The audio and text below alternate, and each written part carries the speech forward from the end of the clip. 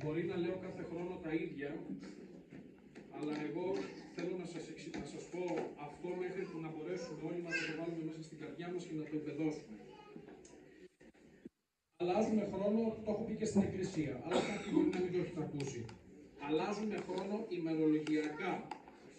Φεύγουμε από το 2024 και περνάμε στο 2025. Έκανε ο χρόνος όπως τον έχουμε ορίσει εμείς τον κύκλο του και περνάμε στο νέο ενιαυτόν, όπως λέει και εδώ πέρα, της Χριστότητος του Κυρίου.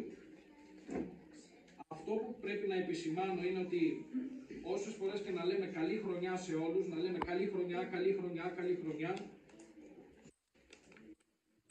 υπάρχει κάτι. Και αυτό το κάτι είναι η δική μας προσωπική αλλαγή.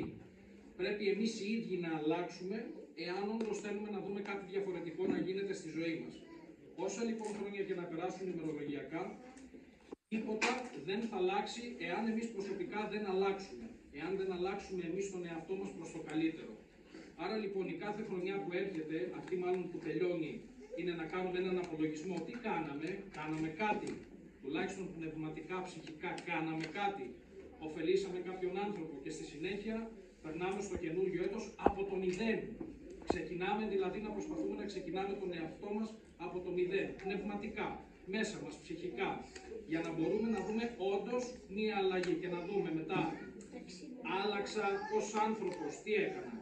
Γι' αυτό λοιπόν εγώ αυτό που εύχομαι σε όλους είναι αυτή την προσωπική αλλαγή να έχετε μέσα στο 2025 και στο σύλλογο.